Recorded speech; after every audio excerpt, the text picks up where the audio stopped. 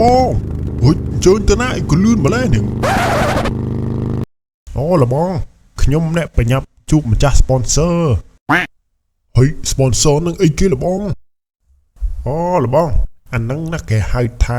អ្នកឧបត្ថម្ភកម្មវិធីអូអញ្ចឹងទេហើយកម្មវិធីអីគេដែរលបងកម្មវិធីបុណ្យខ្មោចណាលបងយីបុណ្យខ្មោចឥឡូវសុទ្ធតែមាន sponsor ទៀតអែមស្នេហ៍បាទលបងខ្ញុំទៅសិនហើយណាពូបញ្ញាប់បន្តិចតែខ្លាចអានោះវាងាប់ចោលអត់បានតន់វាណាបាយអូខេ see you លបង